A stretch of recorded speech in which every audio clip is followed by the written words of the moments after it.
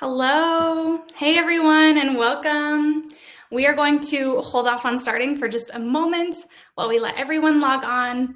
In the meantime, please open up the chat and let us know where you're joining from. Oh, I see some typing.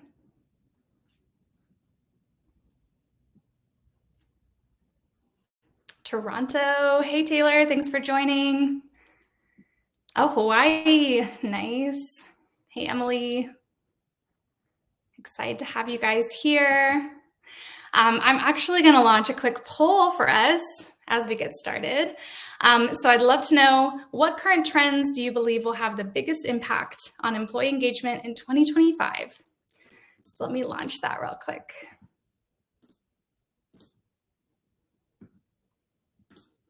Awesome. If you guys open up your polls, you should see one live for you to answer. Would love to get your thoughts on this.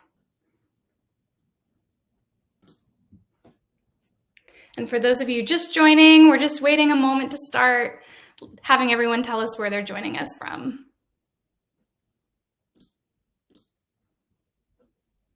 Awesome. Well, I'll just go ahead and kick it off now. So hello, everyone, and welcome to our newest event series, HR GameChangers. This is a multi-theme, multi-episode series that we are kicking off today. We are covering the new era of engagement and the trends shaping 2024. If you have peers or colleagues that you would like to join the series, please share the registration link with them. I'm going to add that into the chat here real quick for everybody. And yeah, we have a lot to talk about, so let's get started. We'll have a live Q&A at the end. So if you think of any questions during the webinar, please share those in the chat during that time, and I'll pass them over to our panel. And now let's get into some introductions. My name is Alexa Frank. I am the Senior Content Marketing Manager here at GoProfiles, a GoLinks company. GoProfiles is an AI employee engagement, recognition, and rewards platform. Joining us, we have 4 amazing people leaders today. First, we have Donald Knight, who was previously the Chief People Officer at Greenhouse and has just recently taken a new role as the Group SVP of People and Culture at Warner Bros. Discovery. Congrats on that new job. Nah, thank you for having me. I don't know how we got the guy to go first. I promise you I'm chivalrous. So, but I'm happy to be here. This is going to be a great conversation and a bunch of rock stars that you're going to hear from after me. So this is super cool. Love it. Thank you for joining. Next, we have Gianna Driver, the Chief People Officer at Lattice and former CHRO at Exabeam and Bluevine, among other companies. Thanks for joining us, Gianna. Thanks, Alexa. Super excited to be here and can't wait to dive into our conversation today. Yes, awesome. Lapora joins us as well today. She is a workshop facilitator, L&D manager, and inspiration speaker, focusing on enhancing workplace growth. Hi, Alexa. Hi, everyone. So glad to be here today, and I'm looking forward to getting into this conversation as well.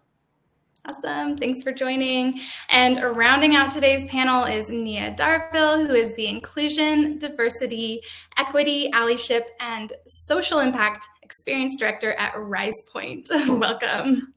Thank you. I know, very long title. I'm very excited to be here and participate in this conversation. Great. Well, excited to have you all. Let's jump into some more of the webinar. So here at GoProfiles, we believe that engaged employees are happy and productive employees. And that's why we built an AI people platform that drives employee engagement and recognition. And that's also why we're here hosting a webinar series on the topic of employee engagement. Panel, would love to hear your thoughts on tools like this before we head into the meat of today's episode. Are you using employee engagement tools, and how have you found tools like this helpful?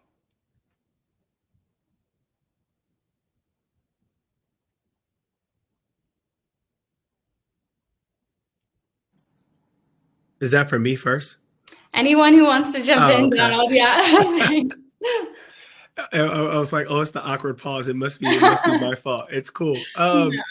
Do we believe in engagement platforms? Absolutely. Look, I think the social connectedness between humans, especially as you start to see people working from different locations geographically, they have to have some level of connectivity with one another.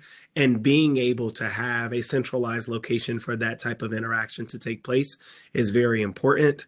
I know here at Warner Brothers Discovery, we use a platform called Workplace from Facebook that will be going away at the end of the year, just because Facebook is no longer supporting it anymore. So we're actually on the hunt for a new platform. But at my former organization at Greenhouse Software, we had a phenomenal platform that I can actually credit Nia and another young lady named Jamie for bringing to Greenhouse, because we used it for our people resource groups or employee resource groups. We called them arbors, and for people experience. And that the name of that platform was called Chezzy. It's a phenomenal platform as well. So I truly believe in the power of having some level of digital connectedness, especially as we have more of a remote and hybrid workforce. Mm-hmm. Yeah, I'd love to join in there. Chezzy, absolutely love them. Absolutely love their team. They have an amazing product. But community management software, I think, is incredibly important, especially in a remote or a hybrid workplace, because you have these rooms that exist. So when we were in person, you would have these rooms or conversations or groups that would be created of people with similar interests or people with similar identities. And those rooms still exist, even if you're online.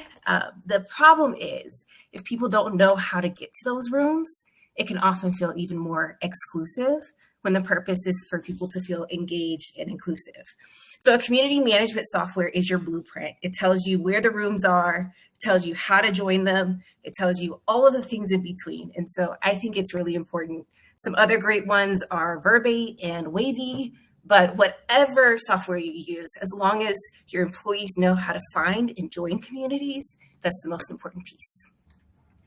I would say plus one to what Nia and Donald have said. I think in this world of hybrid and remote types of workplaces, in some ways, the distance is a bit of an equalizer as well, right? Because in the old days, you'd go into an office and proximity to leadership was limited. But in a remote and hybrid type of work environment, which most of us are familiar with, these types of platforms, I would say, are equalizers, and they're actually really critical and essential to ensuring that we maintain inclusive, fun, productive work cultures. And there are a number of different tools out there. I've used some of the ones that Nia and Donald have talked about. I've used other ones as well. And I want to be mindful to not push products necessarily and just talk about the what. I think that we are moving into a world too where every organization needs to have some type of tech tool that enables this type of engagement. And I would just like to add into there. So the primarily of my career has been spent in nonprofit organizations, where typically when we're thinking about all of the different tools and technologies, it's something that is, we have to think about the funding, we have to think about the budget.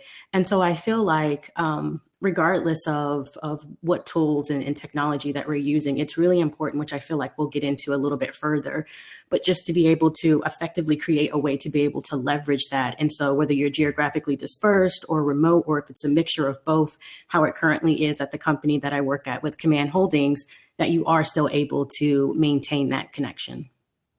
Yes, such good points. Thank you, guys. Now we're going to dive into some stats that show where employee engagement is at today. So we all know that remote teams are increasingly disconnected. In fact, 68% of employees reported feeling disengaged at work.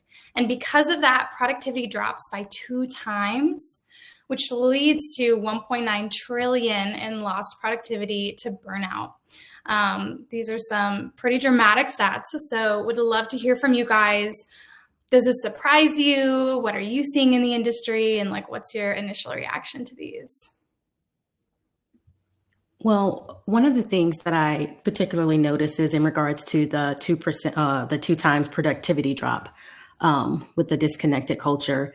And I feel like a lot of times in conversations, just in general, a lot of times people interchange engagement with productivity. So assuming that if someone is extremely engaged, that the productivity will automatically include, or that they're correlated somehow.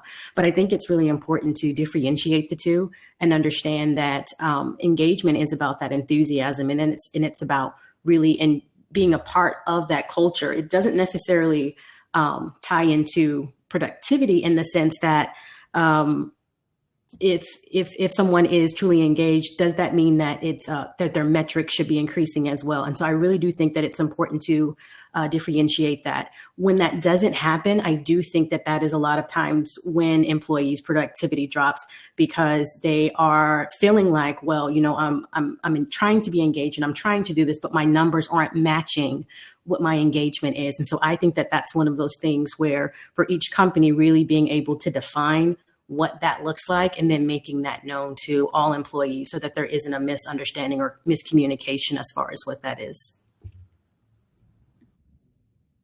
Yes, such good points. Anyone else want to jump in on that? Awesome. Well, we'll move on. That was a great point, Lepora. So we're going to talk about how these problems can hopefully be avoided in the workplace. So here's a quick look at today's discussion points in this next part of the episode where we kick off our panel discussion. So today we're going to cover the latest and emerging trends in employee engagement, the role of technology in shaping workplace culture, strategies for maintaining engagement and hybrid work, expectations and preferences for Gen Z employees, and best practices for driving employee engagement and culture. For everyone listening in, like I said earlier, please think through if you have any questions during the webinar, and during our live Q&A at the end, I'll go through any questions you've put in the chat and share them with the panel. But for now, I have lots of questions to get started with, so we're gonna dive right in. So the first question I have for you guys, what are the key trends in employee engagement that you've seen emerging throughout 2024? And how are these differing than some of the trends you've seen in previous years? I've seen the rise and fall of many different employee engagement trends. I think the one that's most fascinating to me right now is just the huge return on investment that volunteering brings.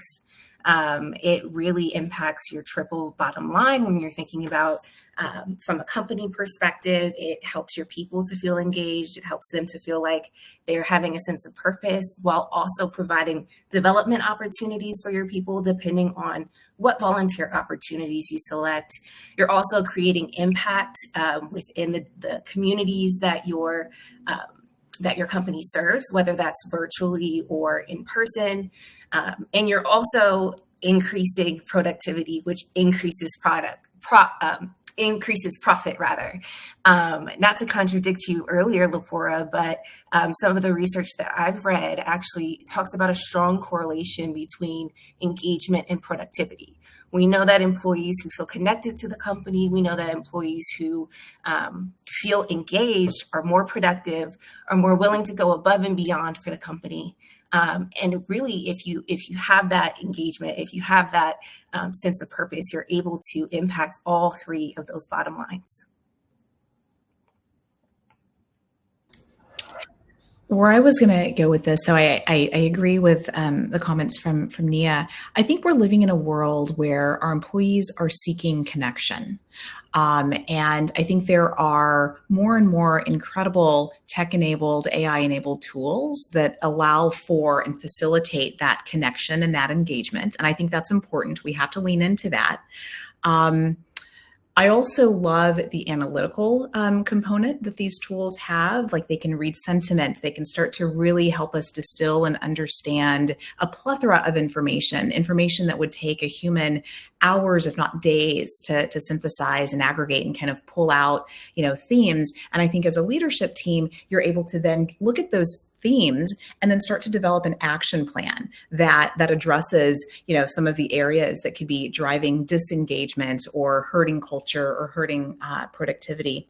The other thing I was going to say is I think it's important to remember that these tools are not just for HR practitioners and leaders, right? Engagement is something that every person in the organization is involved in and should feel accountability and ownership of. We on the HR people side might be stewarding and driving some of these things, but really and truly it's a shared responsibility that all of us have.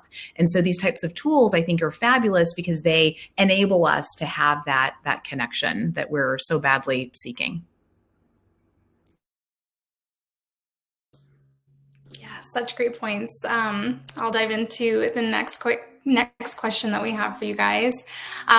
So we kind of already talked about technology a little bit earlier, but I'm curious, how can technology be leveraged to enhance employee engagement and workplace culture? And then, are there specific tools that you found to be particularly effective? I know we kind of covered that earlier, but if you have anything else to add to that, feel free to jump in.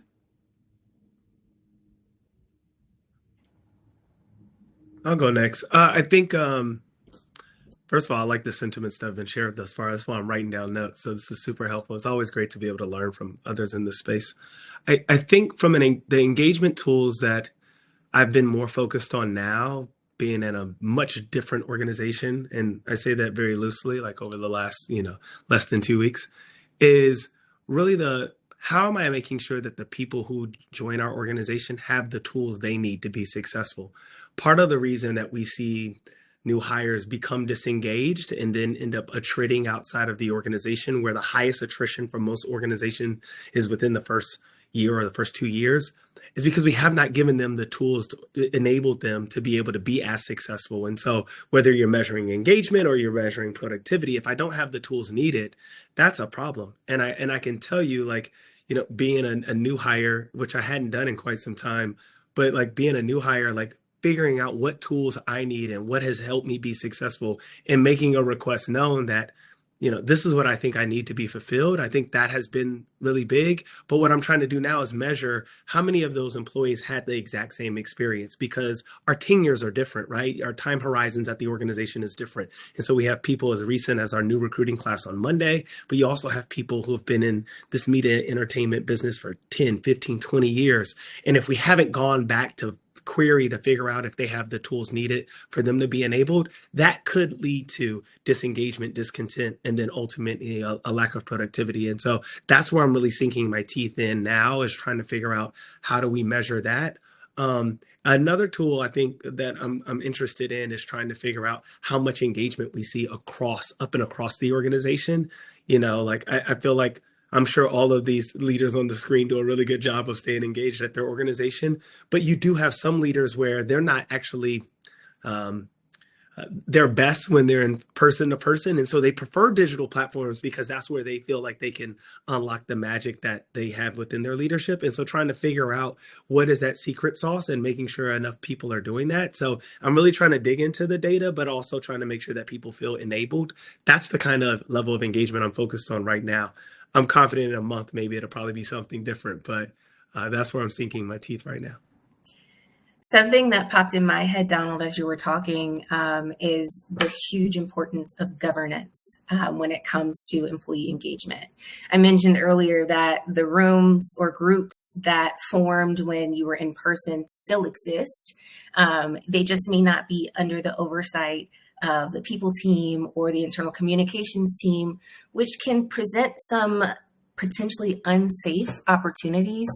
And we want to make sure that all of the spaces within our community, we know what's going on. We are able to set guidelines and really set those guardrails so that everyone can have the best experience. And so a community management software allows you to identify what could be a undercover Teams or Slack channel, or a recurring meeting that you may not have any idea about. The community management software, whatever type of platform you choose, allows you to keep track of, gather data, but also provide the really important governance needed to be able to maintain a community.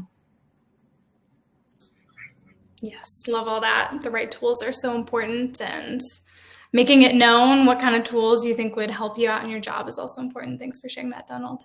I'm going to dive into the next question. So I'm not sure for you guys if you're in remote or hybrid environments, but the next question we have is, what are the biggest challenges in maintaining employee engagement in a hybrid or maybe remote work environment? And how are you addressing these challenges? So at the company that I currently work at, we are both geographically dispersed, where there's a lot of government contractors, and then there's a portion of us who are 100% remote. I would say that one of the biggest challenges in this type of environment is, number one, the communication barriers, right? We have all of these wonderful tools that are, literally at our fingertips, but being able to utilize them. I'll stick with the idea of nonprofits and higher educations, just because that's where I spend the bulk of my career. And I feel like oftentimes when we talk about all of these different resources, they can kind of get left out of that conversation. But just even if it's something as simple as Zoom, Google Meets, Microsoft Teams, right? Being able to utilize those things in a effective, strategic way, outside of just the formal meetings, right? Outside of the performance individual plans, outside of when there is something emergent that is happening, how are we utilizing those tools in a way that holds just a general informal conversation in order to build rapport? And then the second part of that, which I feel like is tied into it, is just maintaining that team cohesion, which I feel like supports in regards to that communication barrier. Are we only using those devices in order to say, hey, I have a question about this, or are we actually checking in on our teammates to see how everything is going, genuinely because we care? One of the things that I'm reflecting on right now, I've been at Lattice for less than 2 weeks right now. So Donald and I are kind of newbies here in our current companies, but we have a hybrid environment, right? So we have offices, and then we also have a number of folks who, don't go into the office because they live a 3-hour airplane ride away from an office. And what I've noticed in engagement is when we have in-office activities, that could be lunches, that could be programs, that could be whatever. Often the people who are part of those in-person experiences are super engaged and they have this fantastic experience. But at the same time, there are remote folks who want to be, like a part of that, and they're craving that, but because of the tyranny of distance, they are unable to participate there. And so I'm thinking through, how can we leverage technology to bridge this asymmetrical engagement? Because the desire is there, but the access isn't there. Like, it's physically, impossible for them to be there. And so, yeah, we've attempted to, and I'm saying this with less than 2 weeks of data, but we've attempted to, have cameras in some of the, like common areas and things like that. And this morning I took our all hands remotely from home because my daughter just started 6th grade, woohoo. And we're kind of figuring out, carpool situation and all of that. So I couldn't make it up to the office for the all hands. So I had the remote employee experience today, and it was very different than the in-office experiences that I've been having. I mean, first of all, you can't hear anything because everyone's talking over each other, and people are like microscopically big on your screen, like all of these types of things. And so I don't have an answer to this, but I'm thinking about how can we leverage engagement tools and resources so that our remote folks are part of these engaging in-office, in-person kinds of experiences. Oh, Gianna, I feel like I can, I feel like that was my life for like the last 2 years. It's like we took my last organization fully distributed, and on one end it saved a ton of money, and we were able to retain way more people during difficult times of turbulence economically. I think that the trade-off for that is what you spoke to, right? Which is like, now people had a very different experience. And so I won't pretend to know the answer. I don't. I will say though that there are a few companies out there that, again, no promo code from Donald, and I don't get any kickbacks, but there were two companies that we brought on alongside that helped us in this regard. The first one was Gable, which was basically like there's not a democratized access to co-working space. And if you went with like the big ones, which were just like WeWork or Industrious or Spaces, they typically look for like high concentrated areas to even go look for what places they're going to go hang their shingle for co-working.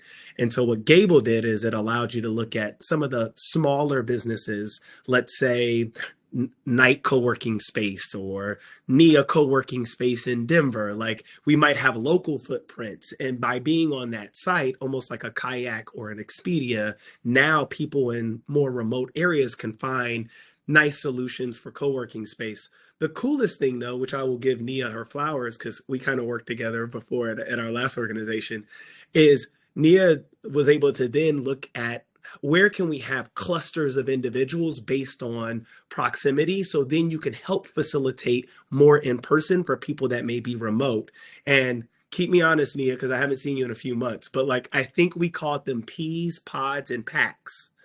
And by doing so, you could figure out, okay, what pack am I close to, or what pod am I in, or it's only a few of us, how many P's are in this cluster? By doing that, though, you were able to then drive greater connectivity. And what we found is, like in our San Diego team, they didn't have a WeWork nearby for some of the folks that lived outside of San Diego, but they would pile in together at one person's house for all hands, which took a very negative situation for them, where, you know, people in person were like pea size, and then you're bringing them together and now they're having like their own watch parties and having their own new friendships and kids being able to hang out with one another. So I won't say we cracked the code significantly, but I do think we were able to change the experience in a meaningful way because we had leaders like Nia who cared about fostering that sense of community. So.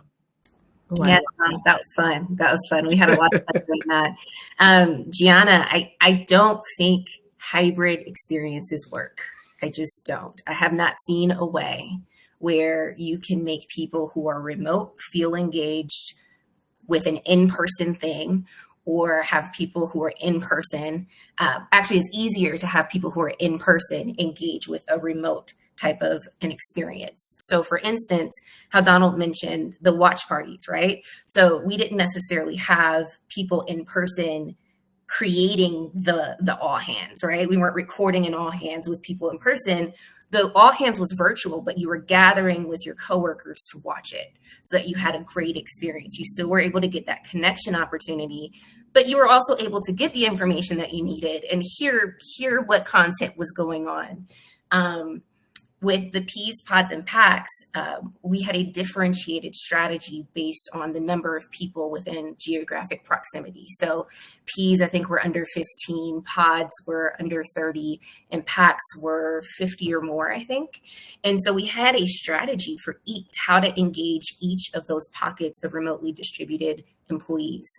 There are also other opportunities. I think sometimes we forget that we can do conversation type activities virtually as well. So yes, you might have a connection opportunity at your office, but are you having curated experiences where you're able to have conversations, where you're able to meet your coworkers remotely as well? What does it look like to use Zoom rooms or breakout rooms on Microsoft Teams and actually facilitate a connection experience?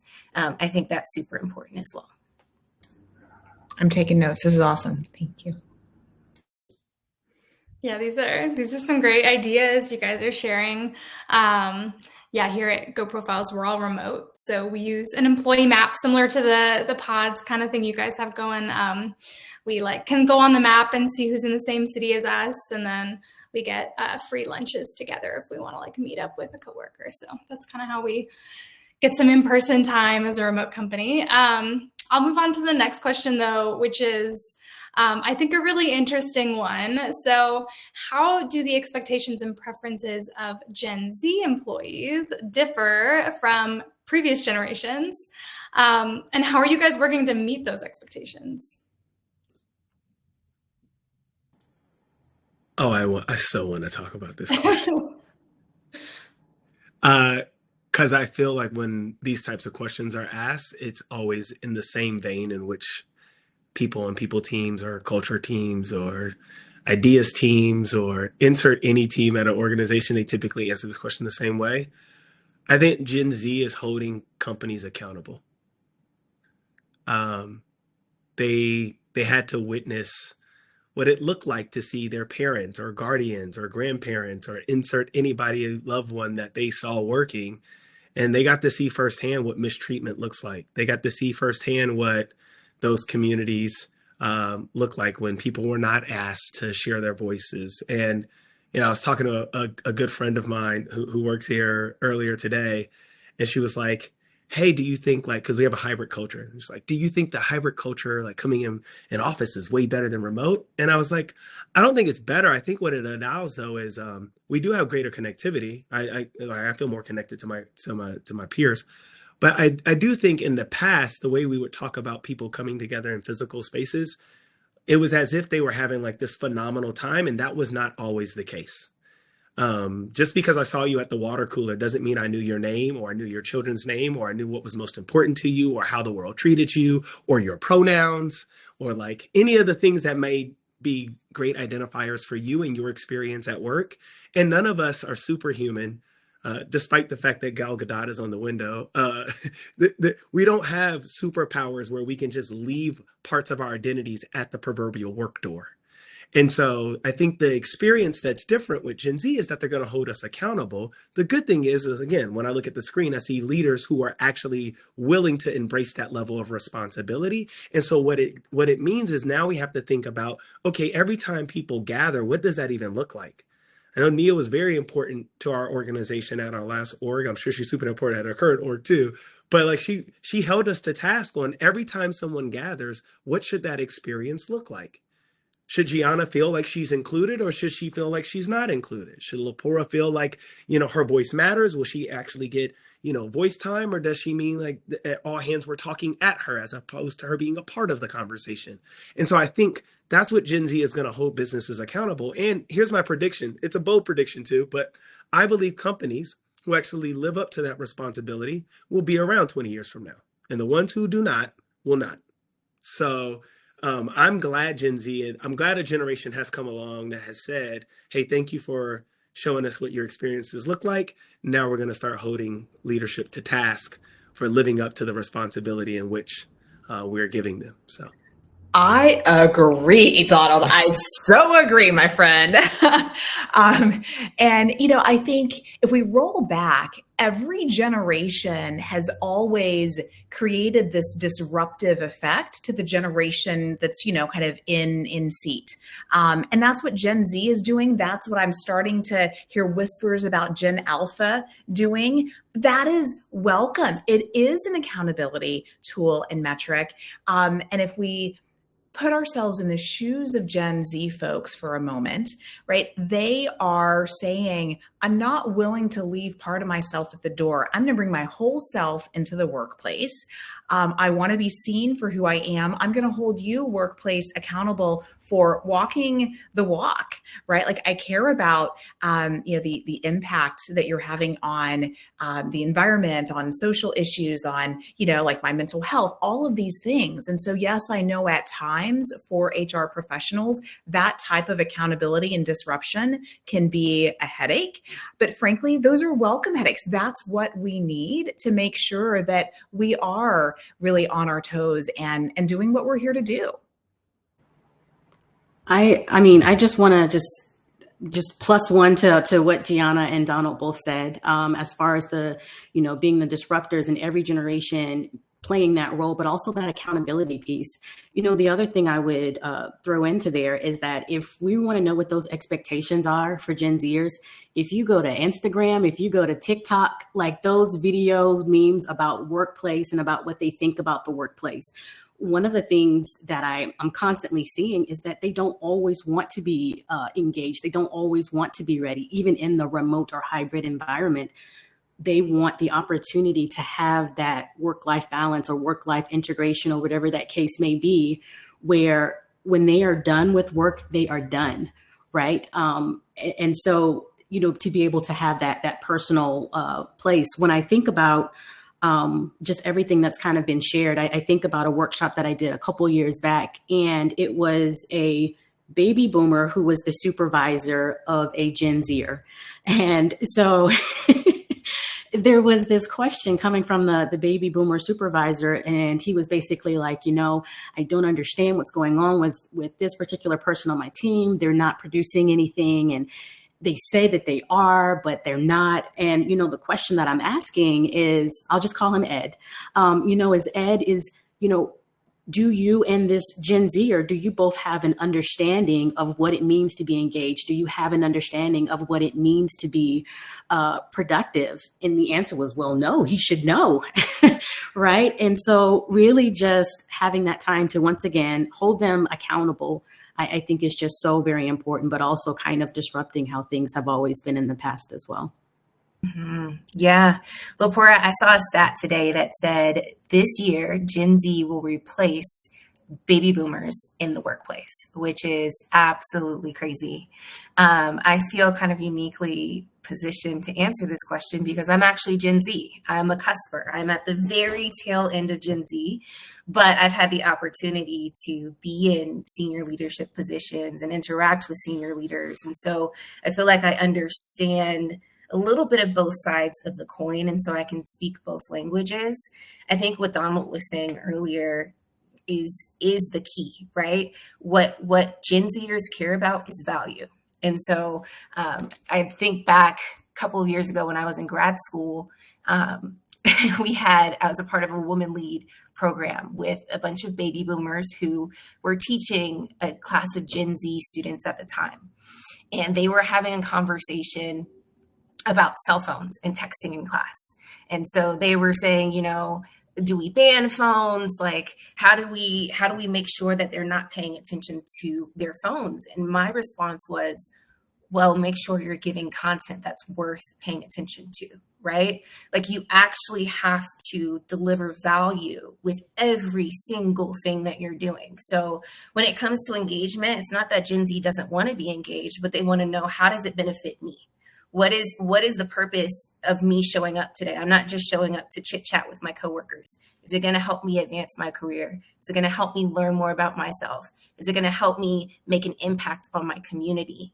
And then, are you communicating that to the people who will be attending? Is that very clear in the calendar invitation? Is that very clear in the email or the event description? Because if it's not valuable, it's not worth my time. And that's what you're going to see from Gen Z. Those were such great points. I'm also a little on the cusp. So, and yeah, I appreciate everything you said. Totally agree with all that. Those are awesome points.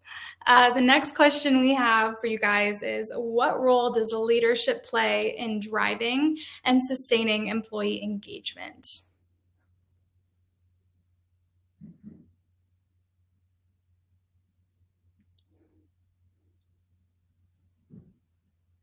Okay, I'll hop on. It's like, okay, I'll take the mute button now. So I think seeing leadership involved is incredibly important. One thing I really appreciated about Donald when we were working together at our previous company is he was at as many employee engagement opportunities as he possibly could be. And as someone in the C-suite, that was really, really important to people. And that was something that we actually made a requirement as a part of the programming that we were doing. We wanted an executive leadership team member or a senior leadership team member to be at every single event so that, one, it delivers that value that Gen Z is looking for, right? But also because when you see that the people who are in charge are connected, are trying, it makes me, as an employee or an individual contributor, more excited to lean in, more excited to try. It makes me feel like that leader cares and that leader is accessible. That's another really big need for Gen Z. There is a huge value of authenticity. And so participating in employee engagement opportunities really allows your employees to see the human side of you, which will allow them to trust you, which will allow them to work better, which increases your profit at the end of the day, right? Also, Go ahead, Jenna. Oh yeah, no, I was just going to add to that I won't speak about Lattice since I'm new here, but I will speak about the Exabeam, the cybersecurity company I recently was at, and that is when I first joined, we had one ERG focused on women, and I very excitedly attended some of our events, and it was kind of like echo, echo, echo. Was anyone here, here, here? And like it was like me and like three other people, and I was like, oh, like we've got a lot more, like folks who identify as female than the four of us in the room. And so what we started to do is I did bring this to the executive table and just wanted to understand, is this a priority for us? Is this something that we are willing to lean into because it's important to our employees? And so, one by one, we started to have executive sponsors for our various ERG types of events. And over the span of almost 3 years, we ended up having 8 different ERGs that were very, very active. And they were a source for engagement. And these were both in person as well as remote types of events. And what I noticed and learned from that experience is when your leaders prioritize showing up and engaging in conversations. I mean, this is not rocket science, folks. I mean, this is showing up, talking to people, asking, listening, and normalizing that it's okay to take 30 minutes, 45 minutes out of your workday and go to a Latinx event or celebration or an educational event about Black History Month or, whatever it is. We started to see that our employees became a lot more engaged in these types of events, and they were a source of joy and pride and connectivity for people, both in person as well as remote. And so I can say that having senior leaders just show up is half of it. Great. I'm also curious, kind of along with that, other than hosting these events, having leaders show up, were you equipping the leaders in any way to help foster that positive work culture? Well, so what we ended up doing is we had some separate classes that we offered to our ERG leads. And it was kind of one of the perks and benefits too of being an ERG leader.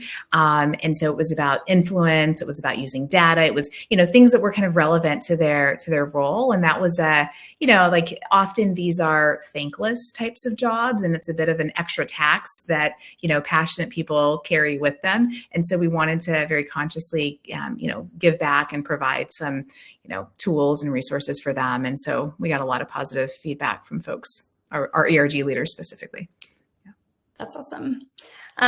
Next question I have for you guys is, how can organizations measure the effectiveness of their employee engagement initiatives? And what KPIs or metrics are you guys tracking?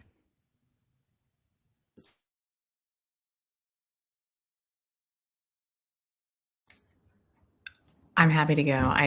But Donald, I feel like you had your hand on the button. You can go if you want.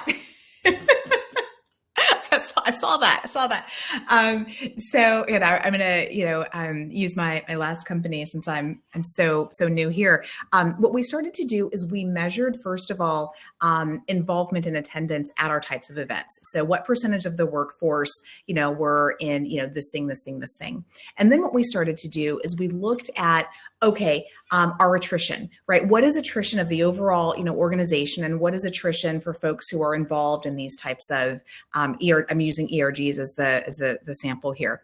And then we started to look at promotability. We started to look at, all of these different types of things like that. And what we noticed is that people who were engaged, they were showing up to our different events, they were promoted more, and they also were better retained than those who were disengaged and those who weren't, part of these events. So we started to bring some of that type of data to our CFO and our CEO, right, to sort of make sure that A, the executive sponsorship remained strong, but then B, that we continued to get resourcing and funding for these types of initiatives and events, because as we all know, these things are not free, right? And so making sure that our organizations are prioritizing dollars for our engagement initiatives was really important.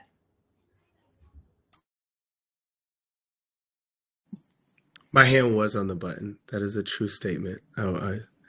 But I was actually going to volunteer Nia just because she didn't know that was a curveball. What I'll say is, Nia, feel free to provide color on where I might have been missing. I do know that when we did deploy that tool, Chezzy, one of the reasons we liked it is because it is very difficult to track attendance if you're not even looking at how many people were invited. Right. And so a lot of times what we have seen in the past, particularly for those who have been shepherds of DE&I or JEDI or ideas, is a lot of times their funding will be cut based on the lack of participation. But what they didn't realize is how many people actually showed up to the event that weren't originally invited on the calendar invite, but they showed up anyway because they saw cool people like Lapora and Gianna gathering somewhere on campus and was like, oh, gee, I want to go to that event, right? And so trying to make sure that we had a tool that was consistent to be able to track who was being invited and making sure that you see people. But I think the coolest thing that we did that I think any organization that's represented on today's call can do is Nia used to do a pre-post on every event that we facilitated. The importance of that is you can figure out and gauge where people are before the event starts, and then you can see where they are afterwards. And to be able to have executives show up to these events, part of the reason we did it is because we saw in the pre-post data that people felt more connected to the executives that showed up to employee experience events or our ideas team events. And so knowing that, now we can start to build that in. Now, I didn't look at the through line yet, but I'm confident. I still have friends at Greenhouse. So I'm sure that they can do this. But I bet you there's a throughput line on if you showed up to events, if you showed up in the pre-post of those events, and then some of the data that shows up on employee surveys or pulse surveys around certain executives or certain leaders, period, or certain managers. The culture carriers that we had at that organization, you knew who they were because they actually cared about culture. And so I think it goes back to what Gianna said early on, which is like, not one person is the owner of culture. Like everyone is a shepherd of this. And what we get into it is what we put into it is what we're going to get out. But I think having qualitative measurement of what does that look like and quantitative measures of what that look like helps organizations to just continue to refine and get better. And the way I try to is like, if you were trying to hit a target, it's probably easier to do it with the lights on. And to me, having those different measures allow you to hit that target with the lights on all the time. What did I miss? Oh, I got a thumbs up. There we go, ladies and gentlemen. That just made my day. I'm going on mute. Awesome. Well, I'll ask one last question here before going into a live Q&A. So my last question is, how can employee feedback be effectively incorporated into engagement strategies? And maybe what are some pitfalls or challenges when collecting and acting on feedback that you guys have found? Yeah. I mean, I think the most important part about feedback is getting it on the front end before you even launch anything. So I have been at my new organization for about 6 weeks now, and I have had about 75 one-on-one conversations with employees.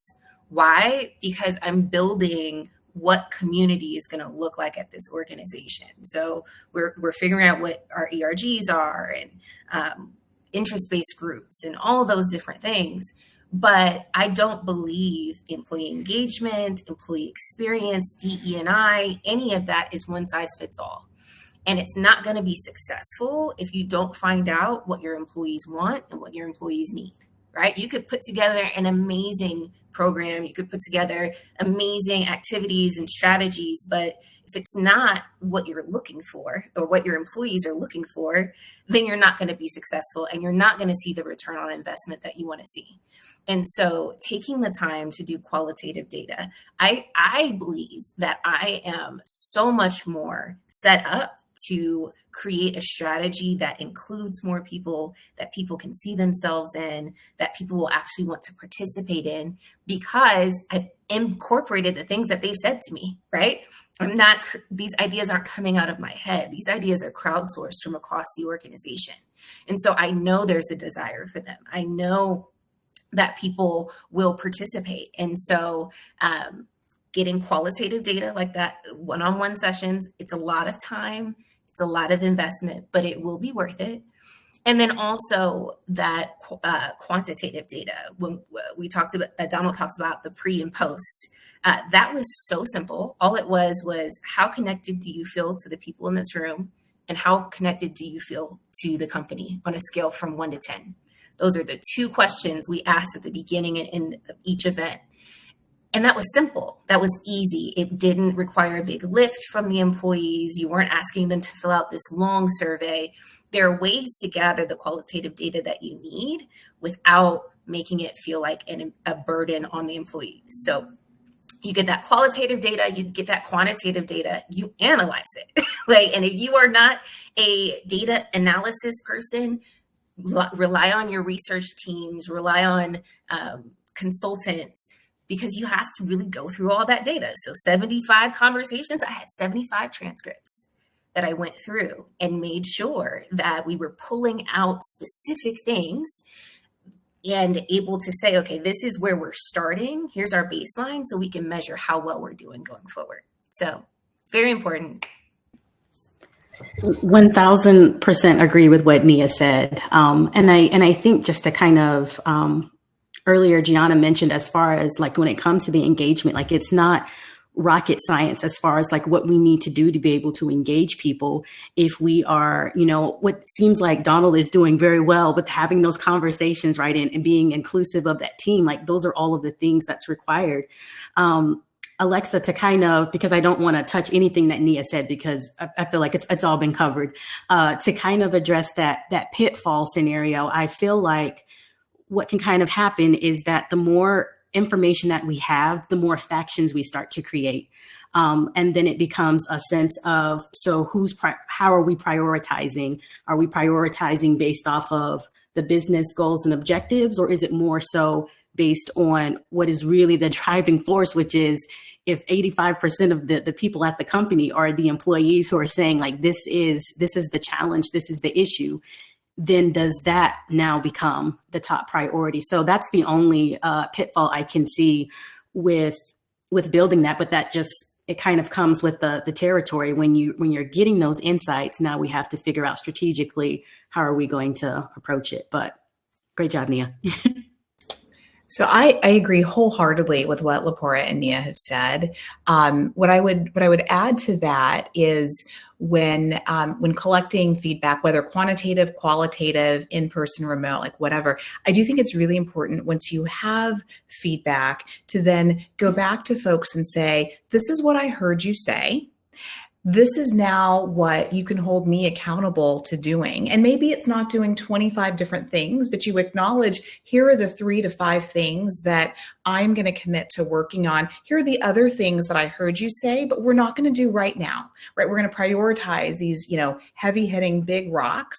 And then the add-on piece to that is a regular cadence of following up to say, here's how we're doing against that, right? Like if you can create that type of loop in engagement and feedback, then people know that their voice matters and that you're actually going to act on it. The worst thing that you can do is ask people what they think, ask for feedback, and then do nothing. I mean, that erodes trust. It's so frustrating. So, when you ask people for their feedback, whether in a survey, qualitative, quantitative, whatever, go back and say, here's what I heard, and this is what I'm doing. And then whether it's monthly or quarterly, follow up and show them that you're making real progress on what matters to them. Love it. Those were amazing points. Thank you guys again for answering all the questions I had. We're going to move on now quickly to some live Q&A. So if anyone from the audience has any questions for us, now is the time. Please drop those in the chat. But first, I'm going to go ahead and ask a question that was submitted to us earlier on. So the first question we have is, how have you guys maintained high levels of employee engagement during periods of major organizational change or uncertainty? I'm happy to take a stab at that one, and I'll speak in some specifics and scenarios that recently happened. many of us have gone through layoffs and reductions in force and things like that, right? Those are periods of intense uncertainty, change. It's very scary. And I won't say that we've always gotten it right, but what worked really well was communicate. I always say when you feel like you're over communicating, you're probably communicating just right. Or just barely enough. And so during these periods of uncertainty, having our CEO, first and foremost, get out there and speak authentically, not some scripted speech that, sounds like a robot, but actually speak with authenticity, sincerity, and from the heart, and to acknowledge the things we know, the things we don't know, and answer the why, and then have roundtable Q&A conversations with folks has really helped to build empathy and turn these situations that could be cause for creating mistrust into opportunities for trust building and increasing engagement, really. Humans understand hard things happen. Sometimes businesses have to make hard decisions. But when leaders show up with sincerity and they're real, that actually can create a unifying effect in some ways, which I think a lot of leaders don't always lean into some of the hard conversations in that way. Awesome. Thank you. Another question that we had submitted ahead of time. So we're in an era of do more with less. So how can we ensure employees maintain high levels of productivity on maybe like smaller teams without causing burnout and disengagement? Does anyone want to jump in on that one? Yeah, deploy AI. I think one of the promise of the advancement of artificial intelligence is that it can allow us to free up human-centric activities, and we can sunset a lot of the monotonous or routine activities, things like data aggregation. And so I think any of those like routine tasks, if your organization has not taken a serious look at what is going to be their AI policy and how are they deploying it, I think it is a game changer. Specifically, a lot of folks focus on the productivity side. I think AI is a game changer for retention. There are a lot of top talented people, specifically in our professions. When you think about people in human capital or DEI professions that have chosen to go to fractional work or leave the job market all completely because of burnout and a lack of bandwidth and capacity. And so being able to deploy technology in a way that allows people to free themselves up and do more human-centric work, I think is going to be helpful. I also would also add that leaders have a responsibility to like model what it looks like for work-life integration, work-life balance. I personally believe it's a blender. And so what I mean by that is a lot of the people will prioritize what leaders prioritize. So you heard Gianna talking about she showed up to a women lead meeting. It was 4 people. As soon as the leaders start prioritizing, everybody started to prioritize the ARGs. Same thing with Nia when she's facilitating these community events or people experience events. As soon as they saw leaders there, people started to prioritize it. The same thing can be true for how do you create a safe space for people to recharge. If they see leaders recharging, that gives them the permission to recharge as well. And so I would encourage any of the leaders on the call, or if you're hearing this back on playback, feel free to embrace that responsibility too, because unfortunately or fortunately, it is a large part of leadership. So people are going to start to model some of the behaviors that you demonstrate, model what it looks like to recharge. Awesome. Yeah, thanks for sharing. We're all about using AI here at GoProfiles to help us work smarter. So loved your point on that. We are coming up on time, so I'm going to go ahead and wrap things up for us. Before I end, just want to say thank you to this panel for sharing your insights. You guys really set the bar high for this first episode, so thank you so much. If you're here live with us today, you're already pre-registered for our upcoming episodes. So keep an eye out for those. You definitely don't want to miss them. But I'll preview real quick 3 of our upcoming sessions. So we have Building a Thriving Culture coming in September. Measuring Engagement, Tools and Metrics That Matter, coming in October, and the Digital Workplace Trends and Innovations for 2024. Like I said before, if you have any colleagues or peers who would find the series valuable, please share it with them so they can register and join us. So thank you again, everybody. Loved seeing you all, and I look forward to seeing you all on the next episode. Bye. Thanks. Bye.